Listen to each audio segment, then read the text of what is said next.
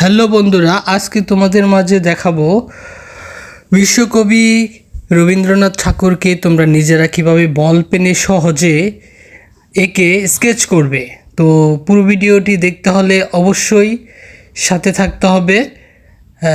আমাদের Robin fine arts একাডেমির পাশে থাকো। তো শুরুতে আমরা একটা পেজ নিয়ে নিলাম। তো তোমরা চাইলে প্রথমত পেন্সিলও ড্র করে নিতে পারো।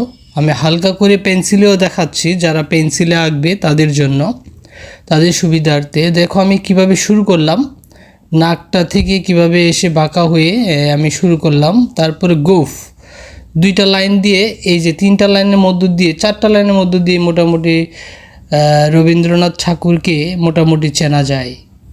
তো এইটা আমি যারা ডিরেক্ট মার্কার দিয়ে আঁকবে তারা তাও করতে পারে। তো এটা আমি আগে হালকা করে পেন্সিল দিয়ে এঁকে নিচ্ছি, যেন ভুল হলেও তোমরা নিজেরা সংশোধন করে নিতে পারো, একাধিকভাবে ট্রাই করে আঁকতে পারো।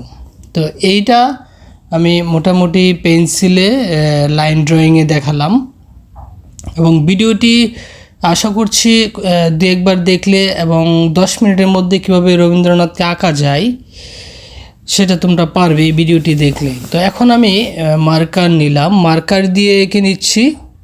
দেখো কপালের অংশ থেকে নাক, এবং মার্কার দিয়ে খুব কেয়ারলিভাবে করতে হবে, কারণ ভুল হলে সেটা সংশোধন করা যাবে না। দেখো গোফের অংশটুকু কতটুকু দিলাম, নাকটার এদিক দিয়ে একটা ভাঁজ থাকে, চোখ আইব্রোটা দিয়ে, তারপরে চোখেরও ভাঁজ আছে, সেটা তোমরা দিয়ে দিতে পারো। তারপরে দাড়ির অংশগুলো, চুলের অংশগুলোকে হালকা হালকা করে লাইন আমরা দিয়ে দিচ্ছি। একদম খুব, আমার এই ছবিটি আঁকতে 5 থেকে 6 মিনিট লেগেছে। তো সে জায়গা থেকে এডিটিং করে আরও শর্ট করা হয়েছে এটাকে। তো এই যে দেখো, লক্ষ্য করো ওনার গায়ে হয়তো চাদর আছে, গোফটাকে এদিক দিয়ে বাড়িয়ে দিলাম। তারপরে আস্তে আস্তে মোটা করে নিয়ে আমরা চোখটাকে কালো করে দিয়ে আমরা চোখের নিচের ভাঁজগুলো দিয়ে স্কেচ করব।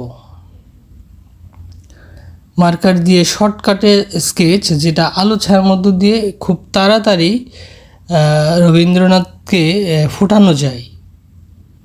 লক্ষ্য করো। এবং আমার আসলে এই ভিডিওগুলো কেমন হচ্ছে বা কেমন লাগছে, যারা এই দেখো অবশ্যই জানাবে। তোমাদের কাছে যদি বেশি কঠিন মনে হয় তাহলে আমি চেষ্টা করব আরও সহজ করে দেখানোর জন্য। আমি খুব ভিডিওটি খুব স্লো এবং যেভাবে এঁকেছি একদম ওইভাবেই রেখেছি, খুব কুইকলি আমি দেখাইনি কিন্তু এই ভিডিওতে। দেখো আলো ছায়া এক পাশে রেখে আমি কিভাবে ফেসটাকে বের করছি, তারপরে চুলের দাড়ির চুলগুলো আঁকা বাঁকা করে দিয়ে দিচ্ছি। তারপরে গলার অংশ দিকেও আমি স্কেচ করে নিচ্ছি। তারপর দাড়ির চুলগুলো বেশি উঠলো মোটামুটি। তো এই হচ্ছে, বেশি কাজ করার দরকার নেই, মোটামুটি এই সিম্পলি কাজের মধ্যেই রবীন্দ্রনাথকে ফোটানো যায়।